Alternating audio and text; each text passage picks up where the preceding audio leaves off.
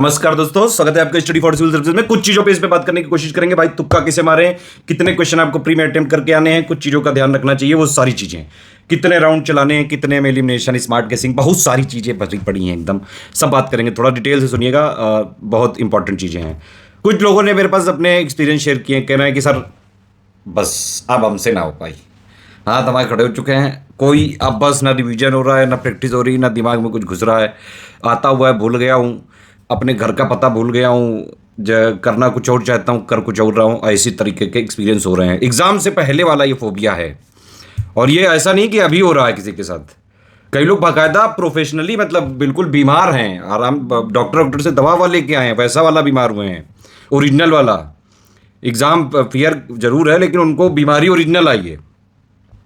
कुछ लोग कह रहे हैं कि हम पेपर ही नहीं देंगे, छोड़ो, ये सब मिथ्या है, मोह माया है, कुछ नहीं करना है, छोड़ो, और किसी जगह फोकस करेंगे। दुनिया में बहुत सारी फील्ड हैं। ये सब ख्याल आते हैं लोगों के। मेरे पास स्टूडेंट ने एक्सपीरियंस शेयर किए हैं, इसलिए मैं बता रहा हूँ आपको। देखिए, मेरा यही कहना है सिंपल कि जब आपने इतनी मेहनत करी है, लास्ट में क्यों घबरा रहे हो यार? पहली बात तो अपने ऊपर कॉन्फिडेंस रखो। वो माना कि पूरी दुनिया को तुम पे कॉन्फिडेंस नहीं है, वो माना कि तुम्हारी इज्जत कोई नहीं करता दुनिया में। अरे अपनी इज्जत खुद तो कर लो यार। आप समझ रहे हो कि नहीं? कोई इज्जत नहीं दे रहा है, कोई बात नहीं, अपनी खुद से भी इज्जत बना लो। अपनी इज्जत खुद बनाओ, खुद करो, जब तक सिलेक्ट नहीं हो रहा हो। ठीक है, अब चलो मुद्दे पे आते हैं। कुछ चीजें मैं बताऊंगा। पहली बात तो गोला आपको साथ साथ फिल करना है। जो भी क्वेश्चन आपका सही, एकदम 100% सही आपको लगता है, उसका साथ साथ गोला फिल करते जाना है। सिर्फ कट ऑफ क्लियर करना है यहाँ पे प्री में। ये मत समझिए, कई लोग, कुछ लोग कह रहे हैं थल हम टॉप करेंगे। अरे टॉप नहीं करना है आपको, प्री में सिर्फ कट ऑफ निकालना है बस। इसका फाइनल सिलेक्शन से कोई भी, किसी भी तरीके से कोई लिंकअप नहीं है। दो चीजें परीक्षा के बाहर छोड़ के जाइए: घमंड, ईगो और लालच। ईगो ज्यादा होगा, किसी एक क्वेश्चन में पिल जाओगे, भिड़ जाओगे कि अरे ये मुझसे कैसे नहीं हो रहा है, इसकी ऐसी तैसी। अब उसकी ऐसी तैसी नहीं, वो तुम्हारी ऐसी तैसी कर देगा। तो परीक्षा हॉल के अंदर एक सामान्य नागरिक बन के जाइए, फालतू की लिबिर लिबिर मत करिए, अदरवाइज वो क्वेश्चन आपको हौक देगा। ठीक है, तो ईगो, लालच सब बाहर। लालच का मतलब ये, कुछ लोग के मान लो अगर 125-30 की है कुछ क्वेश्चन, और उसमें उनका कट ऑफ निकल रहा हुआ, उनने सोचा कि नहीं 20 क्वेश्चन और बच्चे हम ये भी करेंगे। आता जाता है नहीं कुछ, 100% कुछ भी ऐसे ऐसे क्वेश्चन है आपके सामने अगर कि आपको उसका कुछ नहीं पता है A to Z, फिर भी कर रहे हो अटेम्प्ट, तो क्यों लालच कर रहे हो यार? सिर्फ कट ऑफ निकालने भर का करना है बस। 1/3 निगेटिव मार्किंग है, ये जितनी जल्दी आपको याद रहेगा वहां पे, मतलब जितना ज्यादा याद रहेगा उतना आपकी भलाई के लिए अच्छा है। 2 राउंड मेरे हिसाब से चलाने चाहिए ज्यादा से ज्यादा। एक और बड़ी मिथ्या है जीवन की, सिलेबस कभी खत्म नहीं होता है। आप लोगों में से जो लोग टॉप करने जा रहे हैं, उनका भी सिलेबस नहीं खत्म होगा और आपका भी नहीं होगा। टेंशन मत लो यार, जो हो गया वो हो गया, ठीक है, बस जो होएगा वो हो जाएगा। जितनी आपने मेहनत करी है, अपनी तरफ से आपने पूरा संपूर्ण दिया है, अगर आपने रिवीजन किया है, पढ़ाई करी है, खूब पेल के प्रैक्टिस करी है एकदम, तो बस हो जाएगा यार। जाके वहाँ एग्जाम में देना ही तो जाना है। अब देखो, पहली बात तो ये कि भाई निगेटिव मार्किंग से कैसे डील करें, इसका कोई आंसर ही नहीं है। सब बेवकूफ़ बना रहे हैं आपको इस वीडियो के नाम पे। मैं आपको साफ बता रहा हूँ भाई, निगेटिव मार्किंग को डील करने का एक ही तरीका है कि जो 100% वाले हैं वही करो, लेकिन फिर उससे समस्या ये कट ऑफ नहीं क्लियर हो पाएगा। तो तब आते हैं कुछ आपके हथियार। सिर्फ पढ़ाई जीवन में काम नहीं आती है, स्मार्ट गेसिंग, इलिमिनेशन ट्रिक्स। आप समझ रहे हैं? जब आप लगातार अभ्यास करते जाते हैं, प्रैक्टिस करते जाते हैं, अगर प्री से पहले 8-10 हजार क्वेश्चन आपने लगाए, तो आप प्रो हो चुके होते हैं। आप अपनी फील्ड के महारथी हो चुके हैं भैया। फिर आपको समझाने की जरूरत नहीं है, कोई पढ़ा हो ना पढ़ा हो कोई बात नहीं, चलता है, इंटरलिंक करके हो जाता है। ये है बात, ठीक। अब देखिए, मैं आपको बताता हूं शुरू से क्या चीज है। भाई आपको पेपर मिला, ठीक है, पहला क्वेश्चन आता है तुरंत करो, गोला फिल करो साथ साथ। दूसरा क्वेश्चन आता है, गोला फिल करो।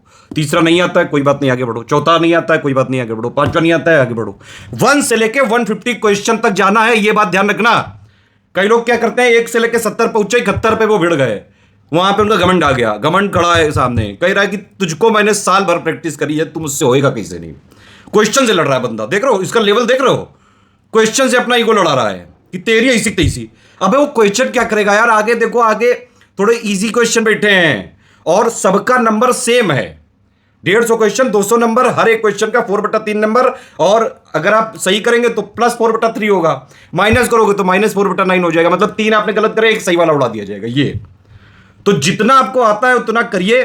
कितने क्वेश्चन अटेम्प्ट करने हैं भाई? ये पहले से तुम तय कर लोगे, तुम अंतर्यामी हो, तुम्हें पता है सब। इजी आने वाला है, पेपर टफ आने वाला है, मॉडरेट आने वाला है, तुम देख आए हो, दिव्य दृष्टि से तुमने देख लिया है।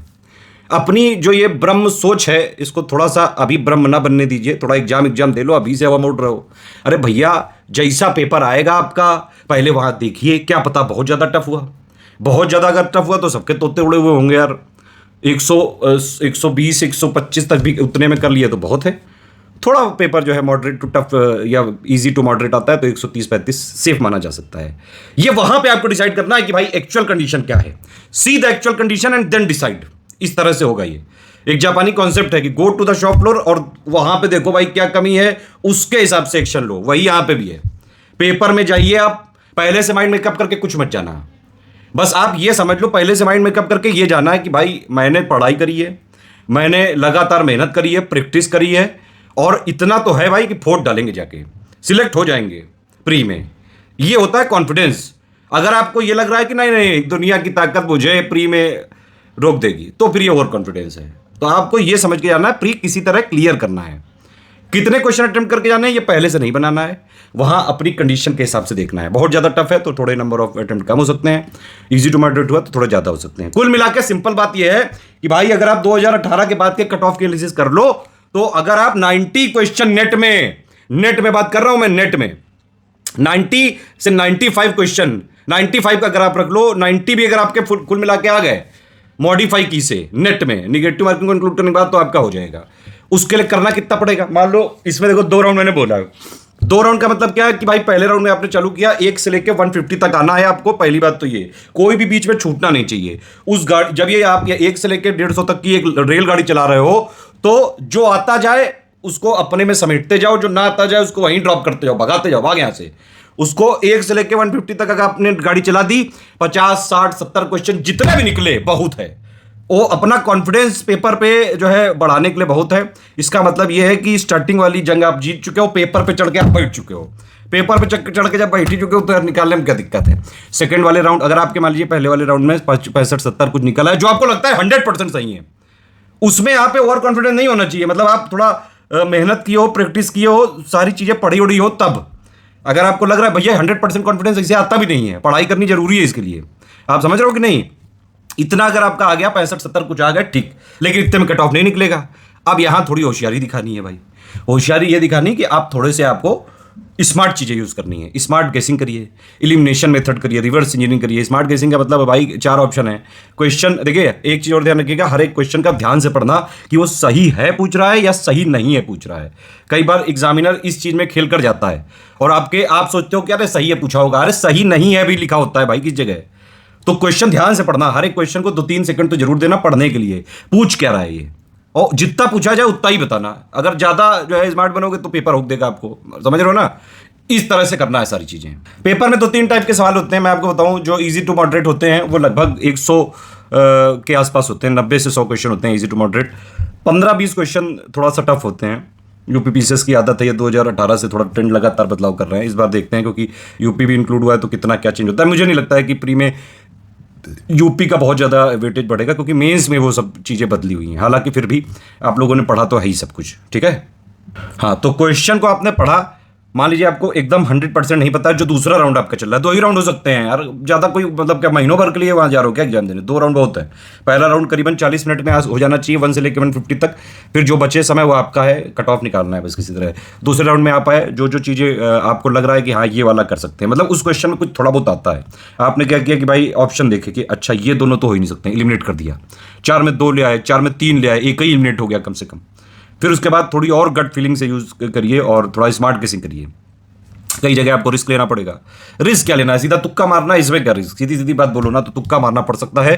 तो इसमें आपकी आती है यहाँ पे प्रैक्टिस काम। अगर आपने लगातार बम्पर, आप कम से कम स्टडी फॉर सिविल सर्विसेज की पेड क्विज आपने अगर सॉल्व करी है, फ्री क्विज भी सॉल्व करी है, तो भी कॉन्फिडेंस आता है।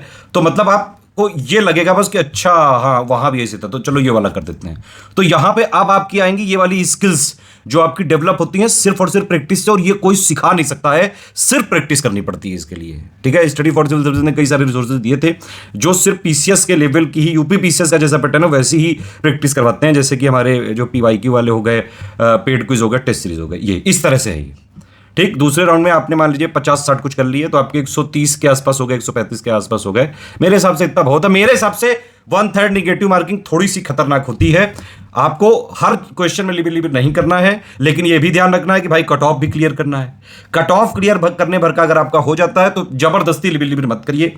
15-20 क्वेश्चन छूट रहे हैं, छूट जाने दो, कोई बात नहीं। अरे भाई 90 पे जा रहा है कट ऑफ, 88, 87 इस तरह से गया। 2019 से आप कट ऑफ उठा के देख लो। 2018 में पहली बार था, इसलिए थोड़ा ज्यादा गया था, 126 नंबर। 120 के आसपास अगर आपके किसी तरह नंबर आ गए, कट ऑफ क्लियर हो जाता है। ठीक है। और बाकी यार एक चीज मैं आपसे बताऊं बिल्कुल दोस्त के नाते, कि आप इतना ना घबराइए। सबकी हालत यही है, लिटरली यही है। कई सारे लोग, जो मैंने बताया ना शुरू में आपको, कि ओरिजिनली में बीमार हो गए हैं।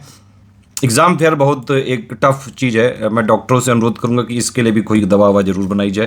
हालांकि अगर आप अपने ऊपर विश्वास रखें, साल भर पढ़ें, तो ये सब दवाओं की कोई ज़रूरत नहीं पड़ती है। लोगों को ज़बरदस्ती जो है सोच सोच के डिप्रेशन हो जाता है।